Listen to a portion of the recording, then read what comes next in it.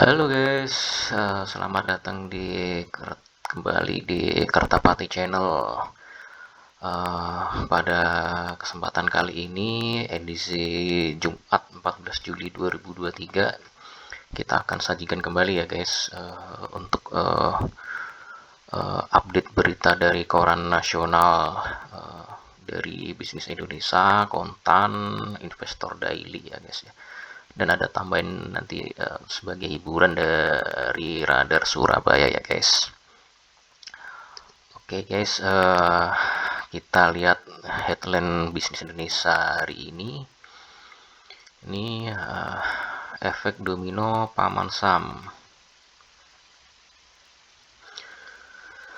di mana inflasi Amerika telah melanjutkan tren penurunannya guys ya, yang disambut positif oleh pasar, di mana inflasi Amerika sendiri mencapai 3%, atau hanya selisih 100 basis point dari target The Fed ya guys, yaitu sebesar 2% ya guys ya. Artinya perjalanan The Fed untuk menaikkan suku bunga sejak 2022 akan diyakini akan segera berakhir ya guys ya. Konsensus ekonom menurut Bloomberg memperkirakan bahwa suku bunga Amerika bisa mencapai rentang 5,5% pada kuartal kedua terakhir tahun ini ya guys ya, dan mulai melandai untuk tahun depan.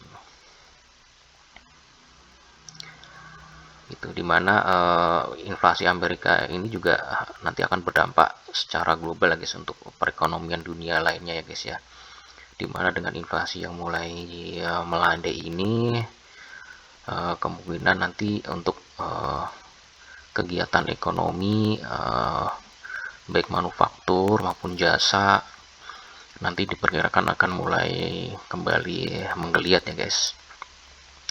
Dan dengan inflasi melandai nanti akan meningkatkan konsumsi masyarakat ya guys, yang pada akhirnya akan mendorong untuk pertumbuhan ekonomi ya guys. Nah ini untuk proyeksi median ya guys ya, nilai tengah suku bunga konsensus dari Bloomberg. Ini dari ini perbandingan antara Fed rate dengan BI 7 days repo ya guys ya. Nah ini untuk perkiraannya untuk sampai akhir tahun ini, untuk Fed rate ini di kisaran 5,5% ya guys di akhir 2023 ini guys, atau di kuartal keempat ini guys. Sedang BI rate tetap sama di 5,75 itu. Terus untuk proyeksi tahun 2024 di akhir tahunnya itu BI rate itu cenderung turun, ini di 3,8 ya guys, 3,88. Sedangkan untuk untuk Fed rate ini 3,88, untuk BI rate ini 5% ya guys ya. Sedangkan untuk 2025 ini sampai kuartal ketiga 2025 ini BI rate ini di level 4,5%, untuk Fed rate ini di level 3% ya guys ya. Jadi untuk proyeksi kecenderungan suku bunga kan terus turun ya guys ya sampai tahun 2025 gitu. Sedangkan untuk ISG kemarin ditutup menguat ya guys ya di 6810 ya guys. Sedangkan untuk yield surat utang tenor 10 tahun ini mulai turun ya, terus trennya terus turun ya guys ya. Di 13 Juli kemarin itu di level 6,156 ya guys ya yieldnya ya guys.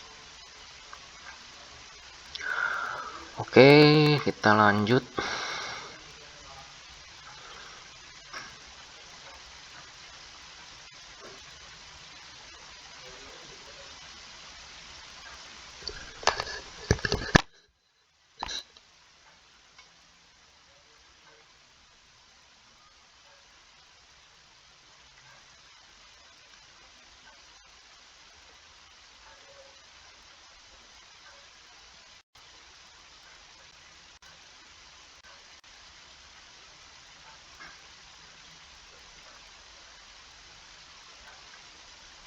Pemerintah Indonesia menegakkan adopsi sertifikasi lokal ya guys, dan dalam verifikasi komoditas ekspor ya guys, yang bebas deforestasi Uni Eropa ya guys, untuk mencegah potensi kerugian hingga 104 triliun ya guys ya.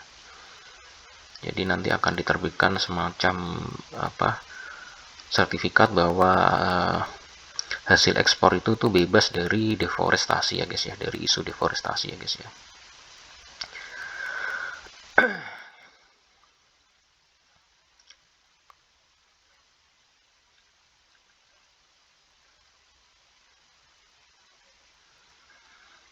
Oke, kita percepat aja ya guys.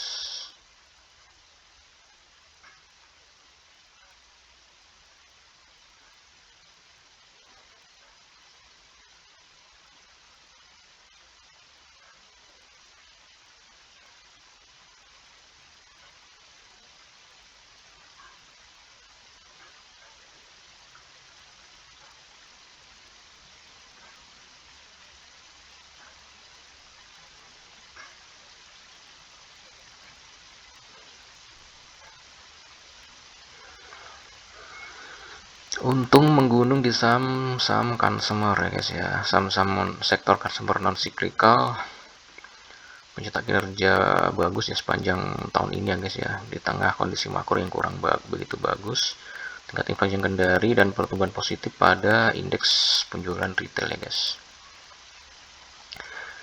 Dimana untuk pendorong indeks pada saham consumer ini ada beberapa emiten seperti Gudang Garam nih, naik 60% ya guys ya, year to date ya guys ya. Terus ada ICBP naik 18%. Terus ada Indofood, Sampurna, dan AMRT ya guys, atau Alfa ini ya guys ya, Alfamart ya guys ya. Terus untuk pemberatnya ini ada Unilever yang turun 8%, ada Cepin turun 4%, Good turun 9%, SSMS, ada MPPA guys ya sebab pemberatnya ya guys.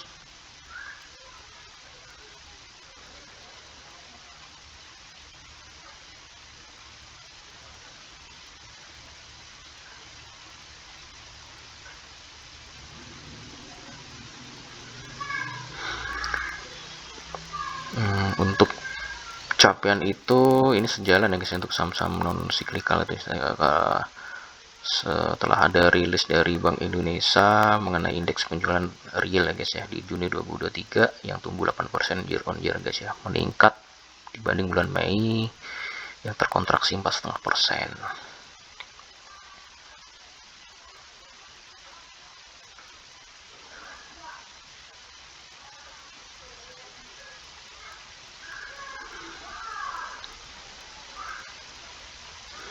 Outlook ambisius rasio pajak ya.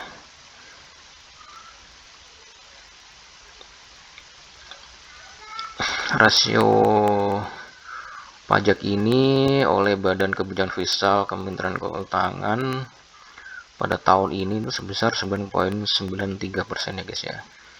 Ini mengacu pada total penerimaan pajak serta biaya dan cukai atas perpajakan yang diestimasi sebesar 2.118 triliun ya guys ya.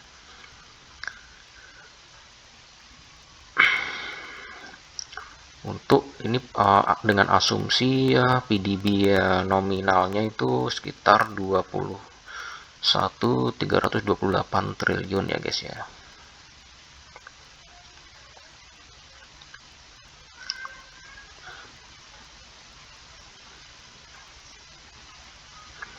Proyeksi rasio pajak sebesar 9,93% jauh di atas angka sasaran pemangku kebijakan yang pada tahun ini menargetkan 9,61% ya guys ya.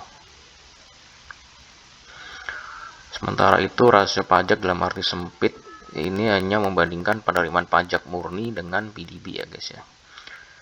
Dimana pada tahun ini diperkirakan hanya sebesar 8,52%.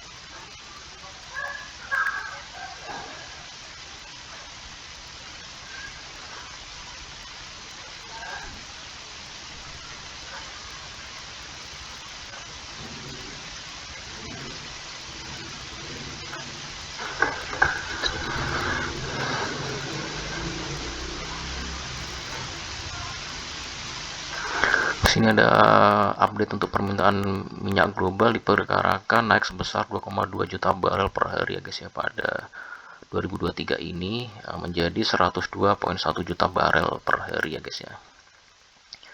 Namun karena tekanan makroekonomi menyebabkan pelambatan manufaktur yang dalam membuat IEA menurunkan pertumbuhan 2023 lebih rendah untuk pertama kalinya tahun ini ya guys.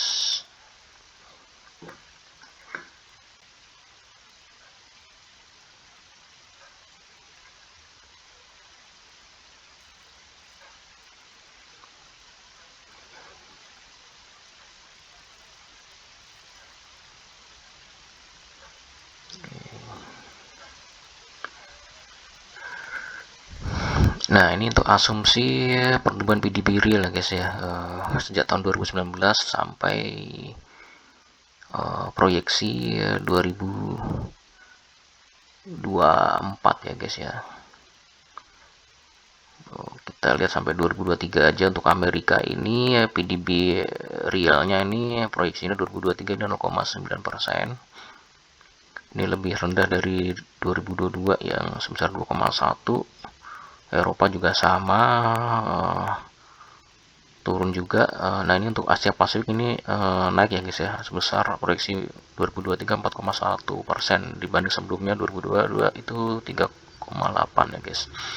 Untuk Jepang juga turun menjadi 0,6 dari 1%. Cina naik ya guys ya, 5,5% dari 3% di 2022. India turun 4,8 dari 6,9. Afrika turun 2,5 dari 3,6 dan dunia ya ini 2,4 ya guys dari sebelumnya 3,3 ya guys ya. Oke, ini sumber dari IMF ya guys. Terus oke, kita lanjutkan aja ya.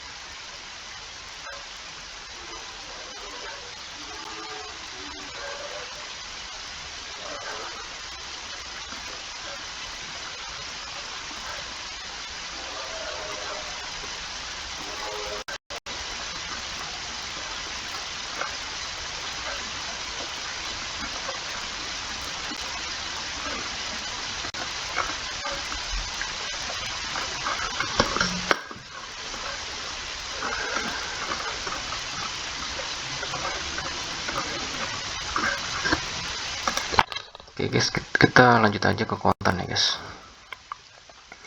Dimana untuk konten edisi pada Jumat 14 Juli ini headline-nya dia inflasi Amerika mulai mengerut, yang pasar saham mulai menggeliat ya guys ya.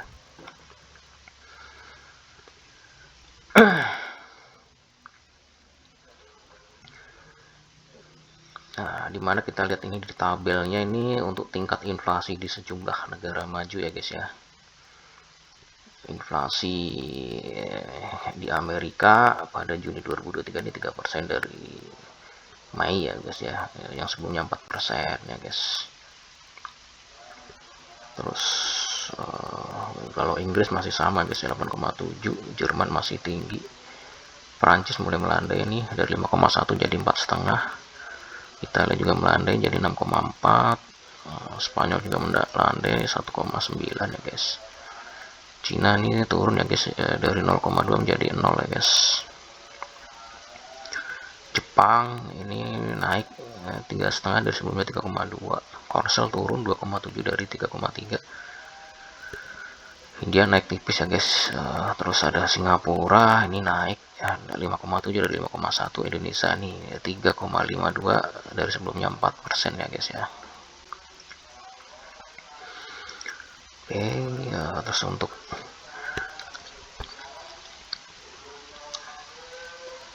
ini untuk kinerja bursa saham ASEAN dan Asia Pasifik ya guys. Untuk yang tertingginya kinerjanya saham itu di bursa Hong Kong ya guys ya, 1% year to date nya. Terus untuk Filipina tuh 1,07 ya guys ya. Kalau ISG masih 0,17 ya guys ya. Untuk Cina masih minus 0,78.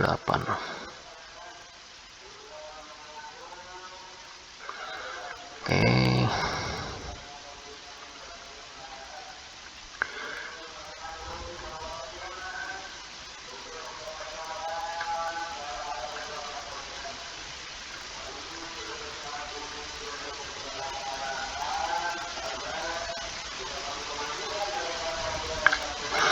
Modal asing masih terus mengalir ya guys. Untuk di mana BI mencatat sejak awal 2023 hingga akhir Juni 2023 arus modal asing yang masuk sebesar 4,7 miliar dolar ya guys ya.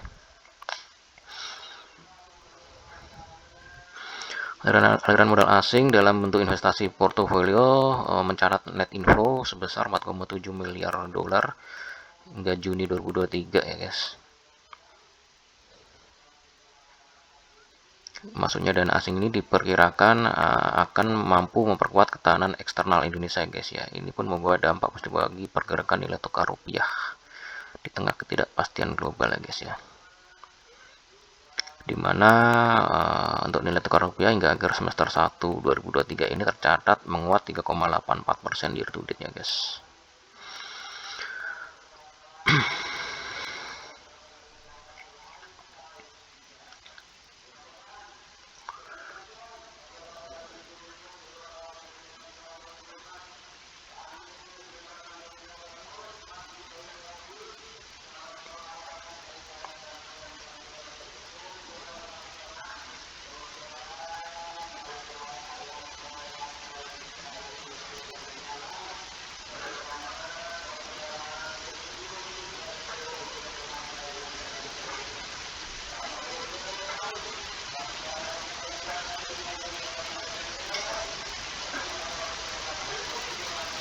Nah, nilai dana keluaran reksadana indeks dan ETF makin melaju.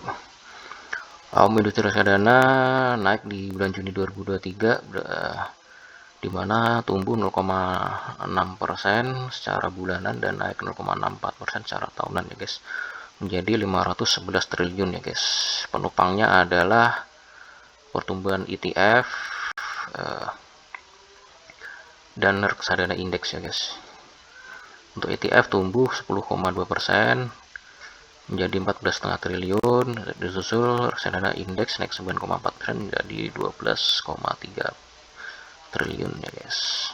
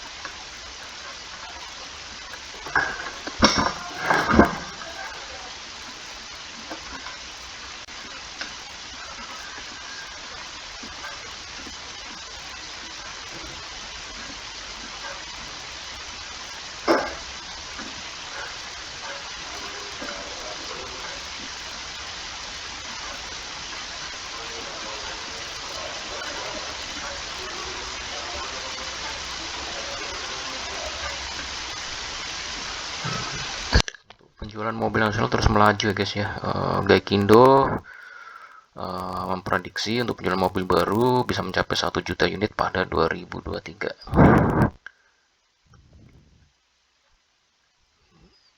Dimana untuk world sales pabrik ke dealer penjualannya itu tumbuh 6,5% ya guys, year on year dari 475.000 unit di semester 1 2022 menjadi 505.000 unit di semester 1 2023 ya guys. Ini berita bagus untuk emiten manufaktur terbaru kendaraan ya guys ya, seperti Astra guys ya. Oke, terus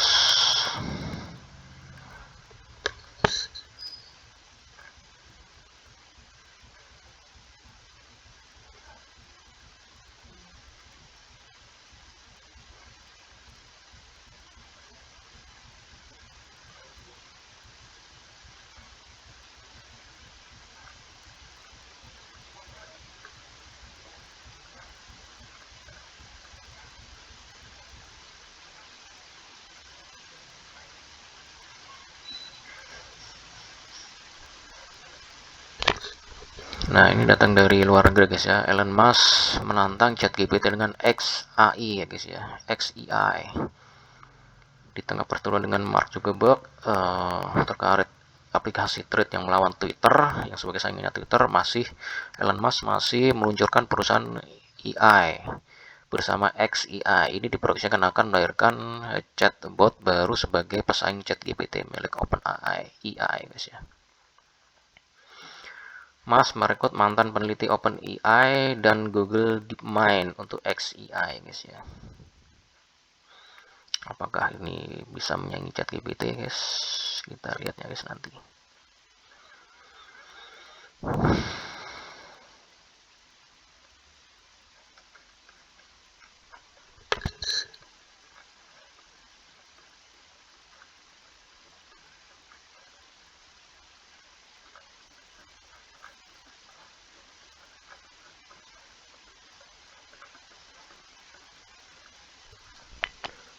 Oke, kita lanjut ke investor daily ya guys. Ini headline-nya menata ulang asuransi kredit.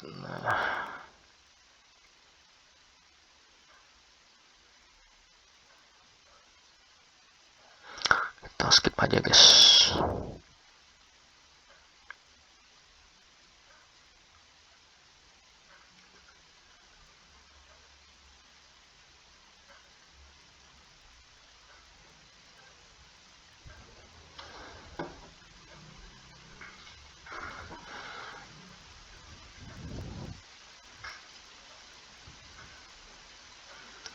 Berpotensi rugi 7 miliar dolar, RI ajak negara lain melawan Uni Eropa. Nah, kita akan lihat nanti di halaman 12 ya guys.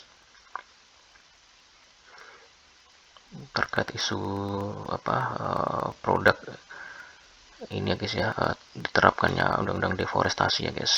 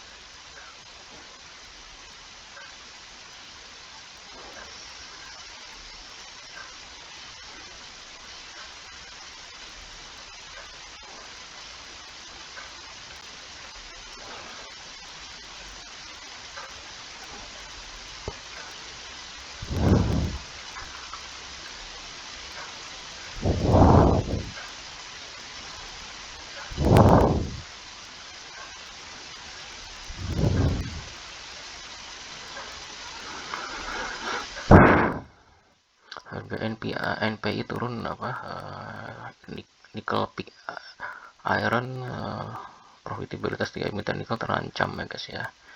Makanya agak mungkin dihindari dulu guys ya untuk saham-saham berbasis nikel ya guys. Ada Harum, Antam sama NCKL ya guys.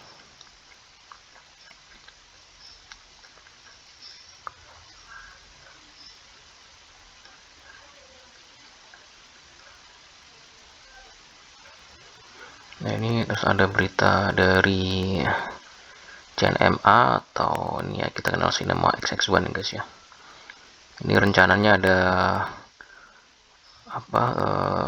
Government of Singapore Investment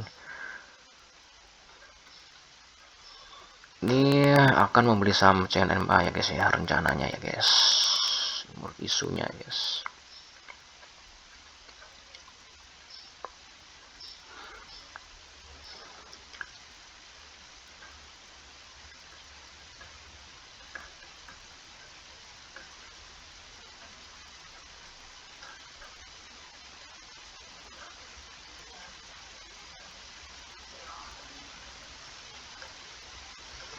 Ya, ini berpotensi 7 miliar dolar RIA dan negara lawan Uni Eropa.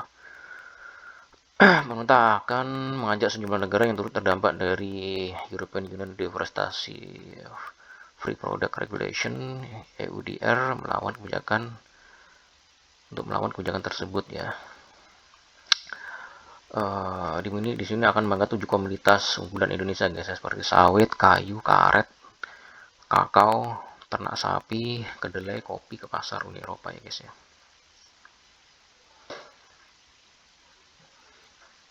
Dimana perkiraan kerugian bisa mencapai 6,7 miliar dolar ya guys.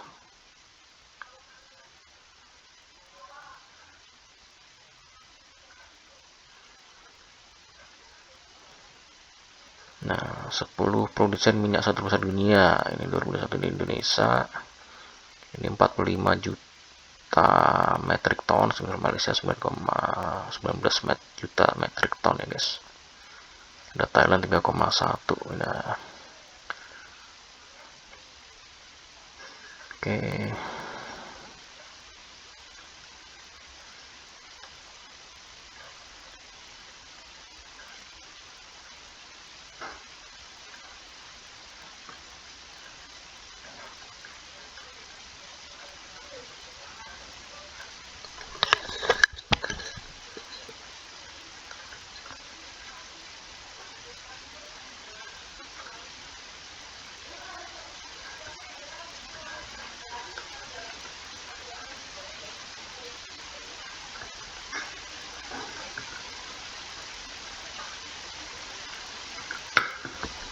Oke guys, ini untuk berita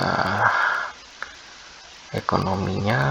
Terus kita lihat berita lucunya ya guys ya, dari Radar Surabaya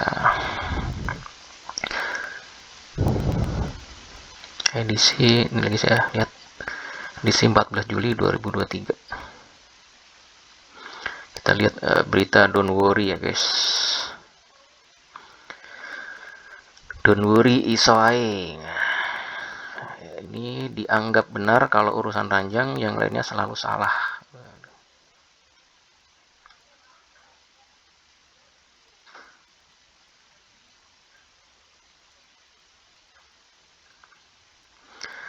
Masalahnya, orang tua pada umumnya akan malu untuk mesra-mesraan di depan anaknya. Namun don't worry sebaliknya, karena ia punya prinsip mending mesra-mesraan dibanding anak disuguhi adegan bertengkar tiap hari gitu.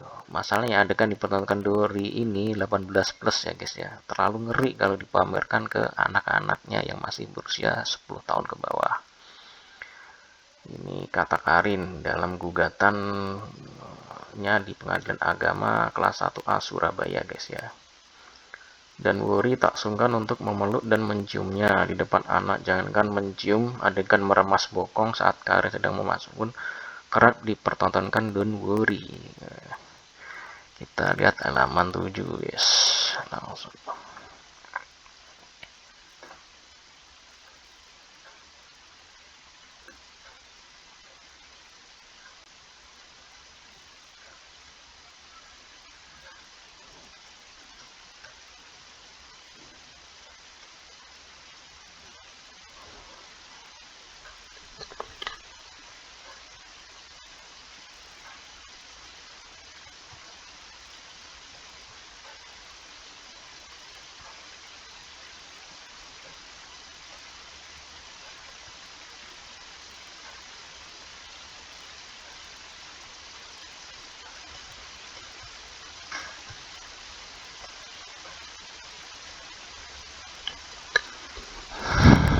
Ini kita sambung ya guys.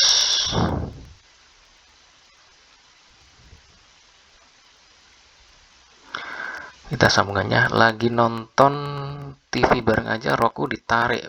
Begitu itulah nggak ada malunya sama anak-anak, keluh si Karin ya guys ya. Karin mengakui suaminya memang oversex, yang tidak hanya malam hari saja minta jatahnya, tapi setiap melihat Karin di setelah serdut Wuri muncul. Biasanya jika di depan anak, Karin selalu berusaha menolak dengan kata-kata, "Apa sih bapak ini, malu dilihat anak." Namun Wuri tidak menggubris. Kalau ditolak, pria 45 tahun ini pasti langsung menggotong Karin, dibawa ke kamar dan dilempar di atas kasur. Seluruh adegan dewasa ini sudah tak terhitung lagi disaksikan oleh anak-anak mereka. Karin sendiri sudah memarahi Don Wuri berkali-kali. Ia sampai memohon, "Mbok Yao jangan kebangetan kalau horny," karena ia khawatir dengan psikologi anaknya. Karena aku sendiri pernah ngalami pas kecil. Dulu aku sekamar dengan orang tua. Malam-malam kebelet pipis, pas bangun aku lihat bapak ibu buru-buru kerukupan selimut. Telanjang itu di pikiranku. Yang anak-anak bapak ibuku melakukan sesuatu yang sangat menjijikkan. Gila nih, gak sopan. Baru pas dewasa aja aku ngerti kalau itu hubungan suami istri. Dan terbukti tindakan Wuri ini membuat risih anak mereka juga. Anak mereka yang baru berusia 9 tahun sangat vokal. Anak kerap mengangkati Karin setiap waktu. Namun lagi-lagi jawaban Doni menusuk, "Kon iku ojo protes ae, namanya suami istri, gak masalah begini." Gara-gara hal itu, tak jarang Don Wuri dan Karin terlibat cekcok. Karin ngeyel agar Don Wuri menahan hasratnya, sementara Don Wuri tidak mau menahan. Kalau sudah begini, biasanya pastor ini diam-diaman. Korbannya siapa? Tentu anak-anak mereka. Teriakilah, disalahkanlah. Karin sendiri sanksi kalau suaminya ini hanya cinta sama pelayanan kasihnya, bukan cinta sama dia dan anak-anak. Karena setiap udah kalau sedang pengen, which is pengennya tabari, tapi beberapa jam kemudian Dori berubah jahat, selalu nyacat kekurangan Karin. Cucian menumpuk, Karin disalahkan. Rumah kotor, Karin disalahkan. Barang hilang, Karin yang kena semprot. Apa-apa salah pun juga pada anak mereka. Dori tipikal bapak zaman dulu yang tidak dekat dengan anak. Tapi kalau anaknya berisik, bertengkar, bukan mendamaikan, tapi ikut-ikutan kepancing amarah, suka mukul, pokoknya jahat. Aku aja sekarang heran kenapa mau tinggal sama dia belasan tahun, tugas perempuan berambut keriting sebahu ini. Aduh. Oke guys, demikian untuk update dari beberapa koran nasional hari ini guys, berita ekonomi guys ya. Terus ada berita dari daerah, terus oke, demikian dari saya. Terima kasih atas perhatian, atensi, dan supportnya. Moga-moga channel ini akan terus berkembang ya guys di kemudian hari ya guys ya. Udah lebih bagus dan interaktif ya guys ya. Oke, demikian dari saya. Terima kasih dan selamat pagi.